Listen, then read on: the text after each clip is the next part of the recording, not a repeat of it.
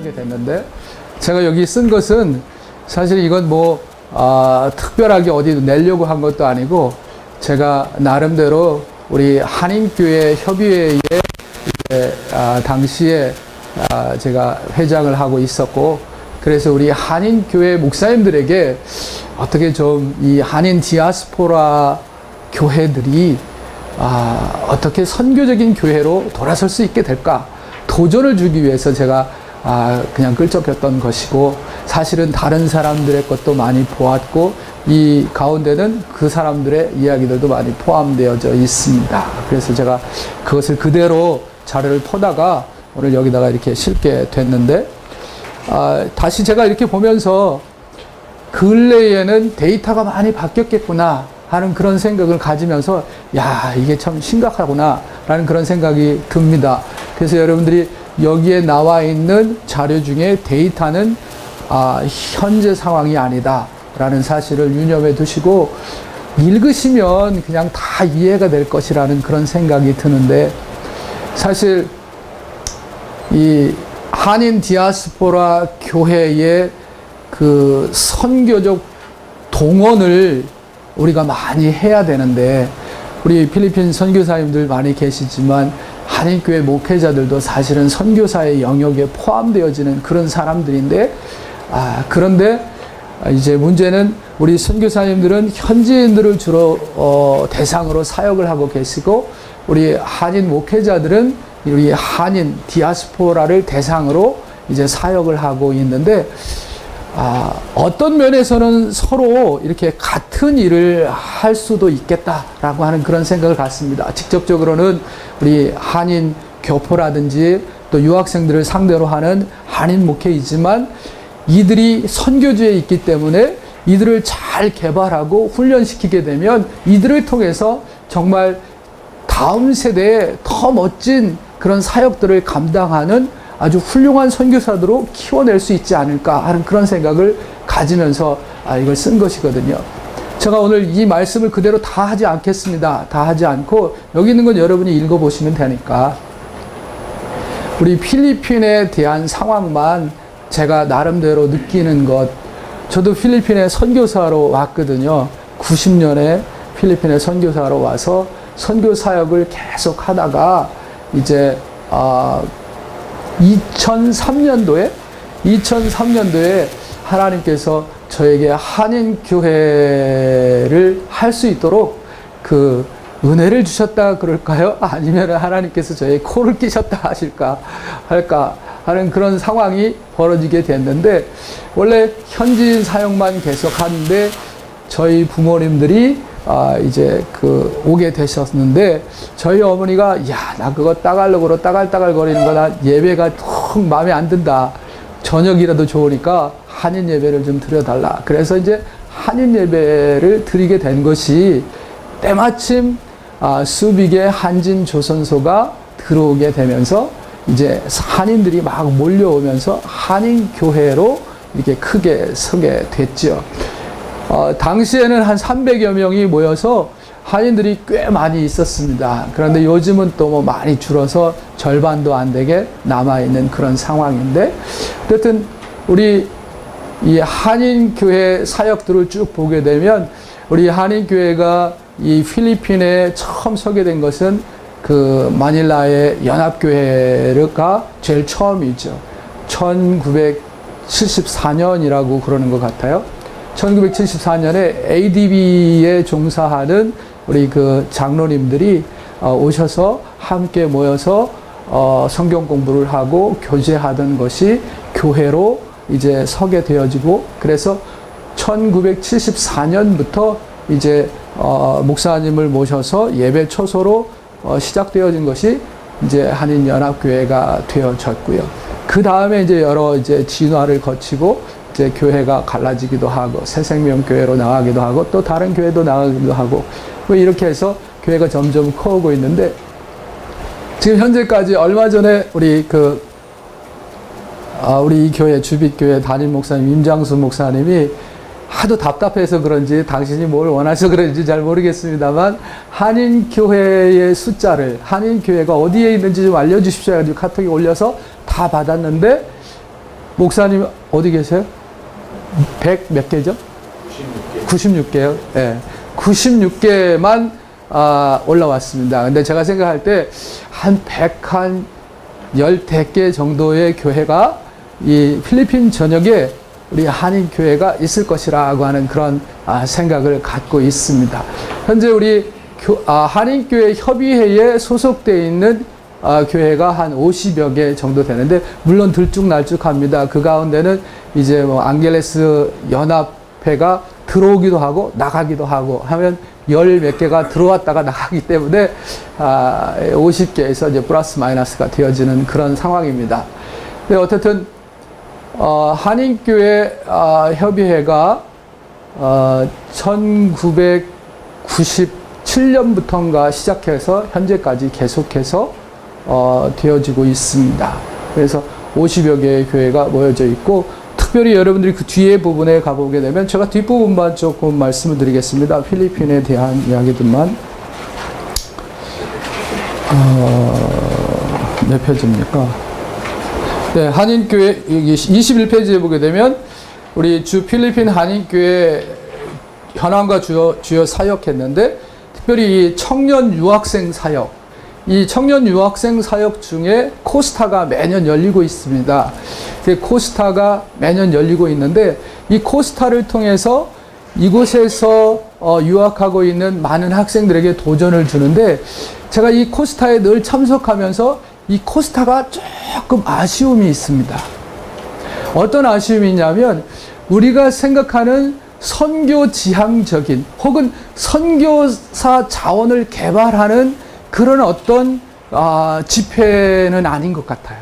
이 코스타는 많은 부분에 있어서 연약한 이 어린 심령들을 하나님 앞으로 바로 세워주는 그런 역할을 주로 하고, 어떤 선교적인 도전은 우리 옛날에 있었던 뭐 선교 한국 같은 그런 도전은 없는 것 같아요. 그래서 우리 예전에는 뭐 선교사로 막 선교사로 이제 뭐 헌신하는 사람들도 이렇게 뭐 뽑기도 하고, 또 뭐 서원도 하고 뭐 이렇게 해서 선교사 된 사람들도 꽤 있었습니다만, 코스타는 거기까지는 미치지 못하는 것 같고, 그저 어렵고 힘들고 고생스러운 유학 생활 가운데서 하나님이 계시다 위로받고 격려받고, 그리고 잘못된 삶에서 조금 바르게 돌아서서 바른 길을 가게 하는데 포커스가 맞춰져 있고, 그런 강사들 위주로 오는 것 같은 그런 생각을 제가 코스타를 하면서 계속해서 느끼고 있습니다. 어떻든 우리 한인교회에서 이 청년 유학생 사역을 계속하고 있고, 또 현지인 사역도 우리 한인교회들 보게 되면 현지인 사역도 꽤 많이 하더라고요. 각 교회가 개교회적으로 많이 하고 있어요. 그리고 교민복음만 뭐 물론이고요, 장학선교, 한글학교 사역 우리 한인교회에서 많이 하고, 또 한인교회에서 유치원 사역 많이 합니다. 현지 교회 유치원 사역 많이 하고 있고요. 그런 사역들을 주로 하고 있고요.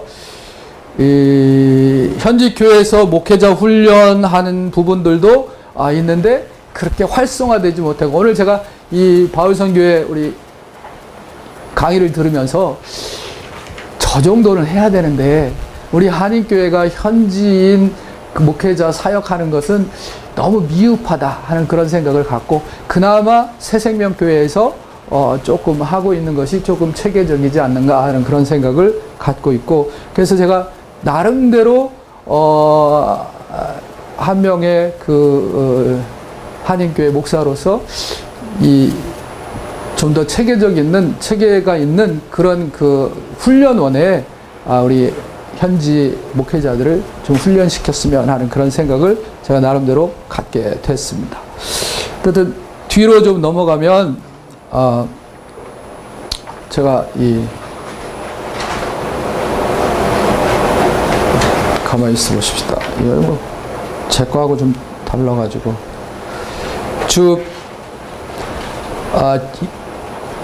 여기 한번 보십시다.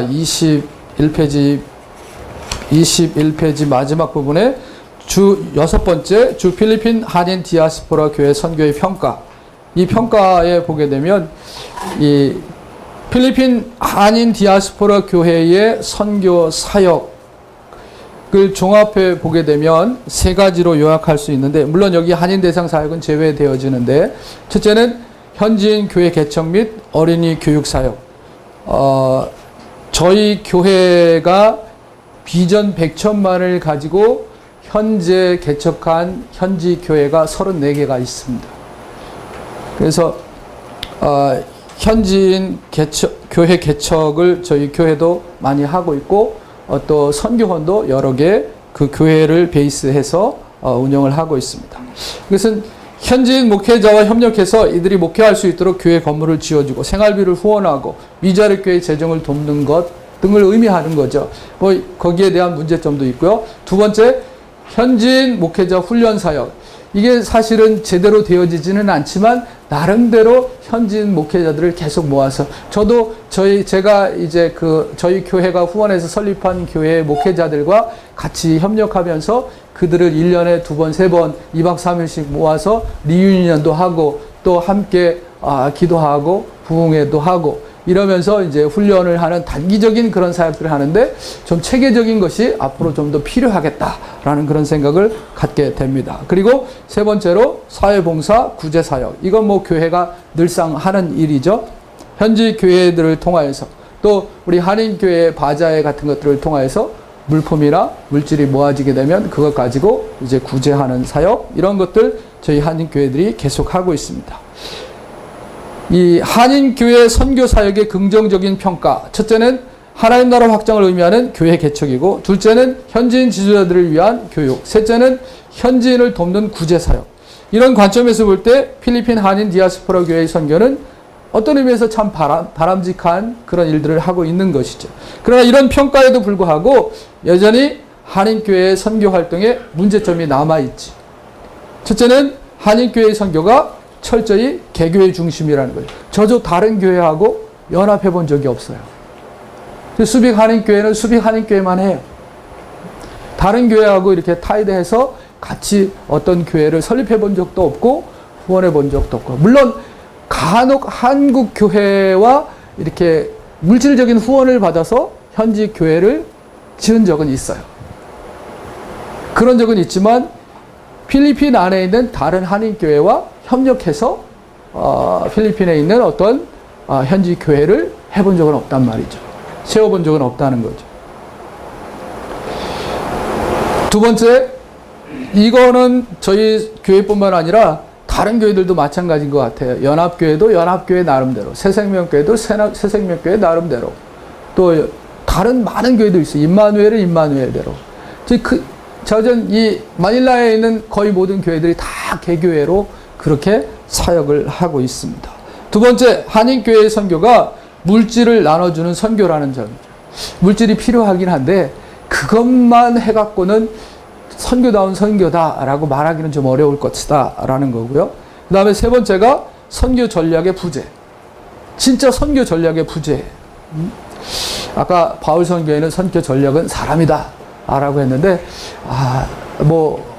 전적으로 동감을 합니다. 피터 와그너는 전략이란 이미 세워진 목표를 성취하기 위해서 선택된 수단이다 그랬는데, 그 목적을 이루기 위해서 어떻게 이루어야 할까 하는 그 선택된 그 수단들이 있어야 되는데, 우리 한인교회 협의회는 또 우리 한인 디아스포라, 필리핀에 있는 한인 디아스포라 교회는 그게 없는 것 같아서 좀 아쉬움이 많이 있습니다. 전략이 없어요. 그냥 중구난방으로 막 하는 거죠. 그래서 서로 상충되어지는 부분도 있고 참 같이 하기 어려운 그런 부분들이 없잖아 있습니다. 자, 일곱 번째, 주 필리핀 한인 디아스포라 교회의 역할과 전략 그리고 과제. 400년 이상을 카톨릭이 지배한 나라에서 개신교가 부흥한다는 것은 그리 쉬운 일이 아니다. 카톨릭에 길들여진 종교적 타성으로 인해 많은 혼란을 겪고 있는 가운데 서양 선교사의 뒤를 이어 뜨거운 열정으로 필리핀 전교에 뛰어든 한국 선교사들과 한국교회의 재정적 후원으로 개신교의 입지가 크게 부상하고 있다. 한국 선교 125주년과 이거 3년 전에 쓴 것이기 때문에 한국교회 필리핀 선교 40주년을 맞이해서 하나님께서 한국교회 선교의 문을 열어주셔서 마지막 바통을 받아 감당해야 할 사명과 역할이 막중한데, 21세기 선교의 동역으로 떠오른 디아스포라 교회의 선교적 역할에 새삼 기대를 모으지 않을 수 없다. 추수꾼으로서의 역할, 전위대로서의 역할, 선교 미래를 내다보며 1세들의 선교 활동은 연령과 시대적 한계가 있으므로 2세들을 개발하고 발굴해서 선교에 동참시키고 그 사명을 위임함으로써 선교 미래를 대비하는 개발자로서의 역할 등인데 가장 비중을 두어야 할 것은 추수꾼으로서의 역할이다. 뭐 거기 넘어갑시다. 넘어가고 1번 보겠습니다. 현지인 목회자 훈련 그거 넘어가겠습니다. 2번 2세 지도자 양성. 현지의 타문화권 선교사가 아무리 잘한다 해도 언어의 한계가 여전히 있고 문화 적응도 그리 쉽지 않은 것이다. 디아스포라 내에는 현지 언어와 문화에 익숙한 젊은 2세들이 많이 있다. 디아스포라 1.5세와 2세들은 언어 문화에 잘 적응된 훌륭한 자원이기 때문에 현장에 바로 투입될 수 있는 장점이 있다. 또 디아스포라 자체가 선교지와 함께 있기 때문에 훈련에 많은 비용이 들지 않는다. 그러므로 한인 디아스포라 내에서 단기 선교사를 양육해서 전략적으로 배치하고 현지의 장기 선교사와 잘 협력해서 사역하게 한다고 한다면 선교에 많은 효과를 기대할 수 있을 것이다. 또 유학생을 위한 선교운동인 코스타를 통해서 디아스포라 1.5세와 2세 가운데 선교 헌신자를 발굴하고 양육해야 된다. 이걸 해야 되는데 이게 쉽지 않다는 겁니다. 이게 정말 쉽지 않고 얼마 전에 김유철 목사님이 이 한디포에 가서 한디포 이 아시아 모임에 가셔서 이렇게 또 발제도 하고 여기서 했죠 아마 김유철 목양교회에서 할 때도 보니까 상당히 그 부분을 강조를 하시는데 근데 문제는 자원이 없어요. 선교사 하겠다고 나서는 사람이 없습니다. 이게 목회자들이 잘못 가르쳤는지 부모들이 잘못 가르쳤는지 모르지만 요즘은 이 필리핀에 있는 유학생들 가운데 선교사를 지망하는 사람이 지극히 적다는 것이 참 유감입니다. 이걸 해야 되는데도 불구하고 그래서 이런 부분을 우리 한인교회 목사님들이 조금 이 중점을 두고 보존을 줘야 되지 않겠느냐 하는 그런 생각을 갖습니다. 현지 교회 개척 사역, 선교사의 현지 사역 중 가장 중요한 사역은 현지의 교회를 개척하는 일이라 해도 과언이 아닐 것이다. 현지 교회 개척은 선교의 필연적 결과이다. 그것도 뭐 넘어갑시다.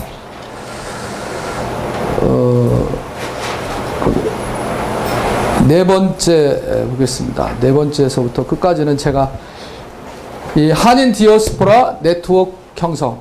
우리가 현재 살고 있는 시대는 글로벌 네트워크 시대이다. 뭐 이건 더 이상 얘기할 거 없고요. 그래서 이 한인 디아스포라 네트워크 사역을 통해서 얻을 수 있는 장점. 첫째는 다른 나라의 한인 디아스포라와 교류할 수 있고 또 규모가 작은 한인 디아스포라 교회도 네트워킹을 통해서 현지의 선교에 동참할 수 있고 또 건강한 선교사역 풍토를 조성할 수 있다는 것이 굉장히 중요한 장점임에도 불구하고 아직도 이 디아스포라 이 선교 네트워크가 잘 안 되고 있습니다. 뭐 하려고 애를 쓰고는 있어요. 한국에도 뭐 IKDN인가 이래가지고 요즘 뭐 뭡니까 비영리 단체 등록한다고 하는데 후원하는 사람이 없으니까 등록 아직 못하고 있는 것 같아요. 100명만 있으면 된다고 하는데 1부자가 10,000원이거든요. 근데 아직 그 100명이 안 차서 아직 그 한국에서 실시하는 IKDN도 등록이 안 되고 있는 것 같아요. 인터내셔널 코리안 디아스포라 네트워크인가요? 뭐 그렇게 되는 것 같아요. IKDN.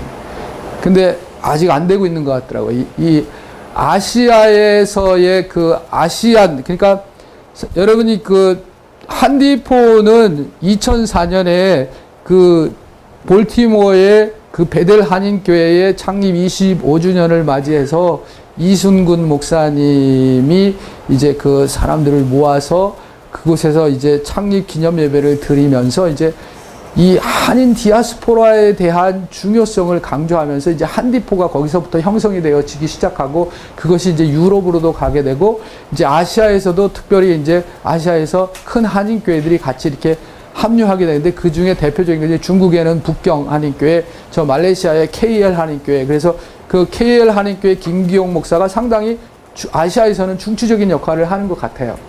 그래서 지금은 아시아 이 포럼이 계속 되어지고 있는데 올해는 스리랑카에서 한다 그러는 것 같아요. 10월 10일 날 스리랑카에서 한다고 그럽니다. 이게 계속 이렇게 되어져 나오고 있는데, 사실 우리 선교사들은 관심 있는 사람 몇몇 분, 제가 알기에 우리 여기 그 주빛교회 임장수 목사님, 저쪽 그 한인 그 어디예요?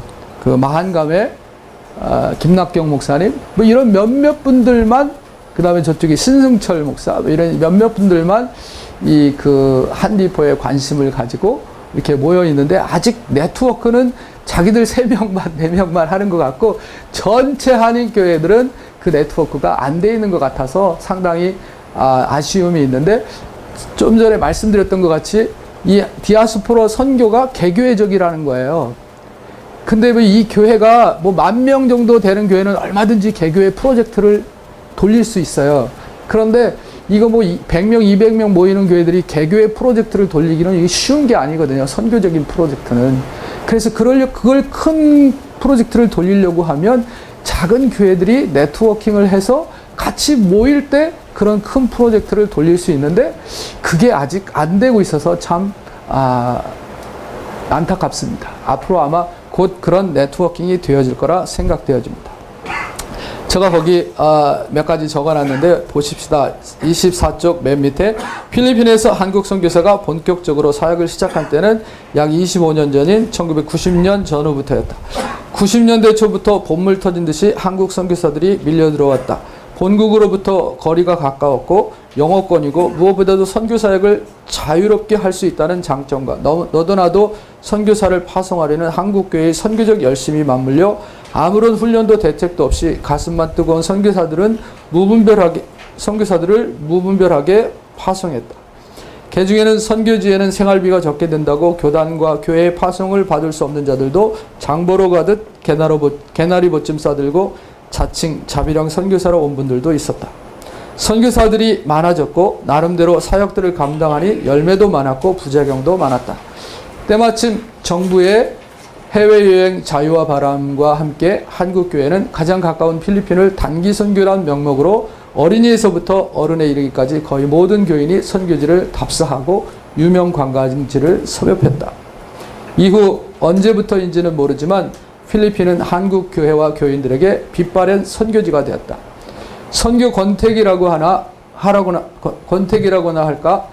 필리핀 선교사라고 하면 흔한 길가의 돌처럼 취급당하고, 필리핀 선교하면 이미 다 아는 것처럼 귀담아 들으려고도 하지 않는 선교적 관심과 후원이 단절된 선교지. 선교사들은 자생의 수단으로 유학생을 유치해 홈스테이로 생활고를 충당하며 사역의 맥을 이어갔고, 그 유학생들과 가족들이 한인 디아스포라 교회의 생성과 부흥에 커다란 비중을 차지했다. 이 기간에 수많은 선교사들이 다른 나라로 사역지를 옮겨갔다. 선교단체와 각 교단들의 선교사 재배치 정책도 이 기간에 한몫했다. 이러한 관점에서 필리핀은 한국교회의 타문화권 선교의 모파님에 틀림이 없다. 자, 그러나 이제 선교지로서의 필리핀을 새로운 시각으로 봐야 된다. 사실 몇 년 전부터 세계교회가 필리핀을 디아스포라 선교 전략으로 가장 난해한 선교지인 모슬렘 선교에 물꼬를 트는 선교 동력으로 주시하고 있다. 앞에서 언급한 대로 필리핀은 800만 명의 디아스포라가 전 세계에 흩어져 있으며 그중 100만 명 이상이 모슬렘 국가에 있다. 서양 선교사가 들어가지 못하는 나라에 한국 선교사들이 들어가지만 한국 선교사가 들어가지 못하는 나라에 필리핀 선교사가 들어간다. PM3를 통해 2020년까지 100만 크리스천 리더를 해외 근로자로 송출하여 디아스포라 선교와 모슬렘 선교의 비전을 둔 필리핀 복음주의 교회 협의회와 손을 잡고 협력해야 된다.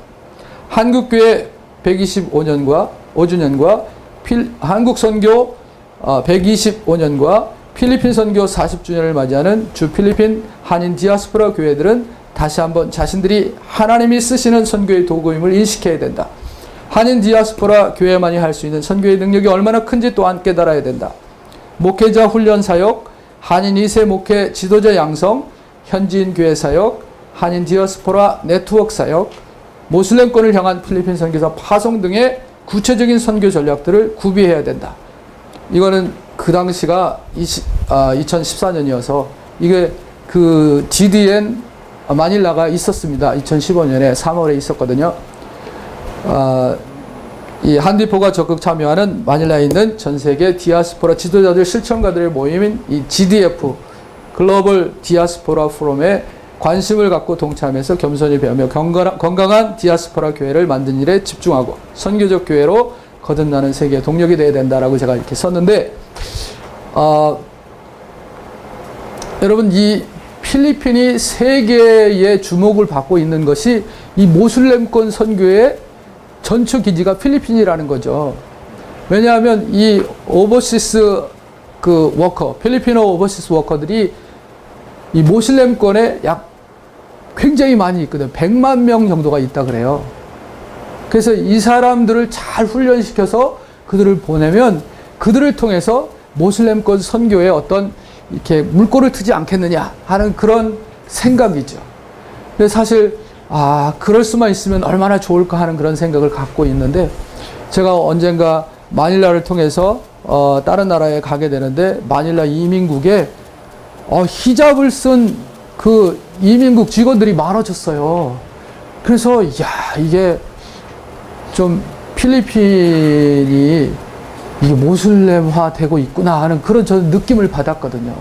근데 어쨌든 여러분, 우리가 잘 알듯이 이 PM3, 이 필리핀 PM3라는 게 필리핀 그 미션 모빌리제이션 무브먼트인가요?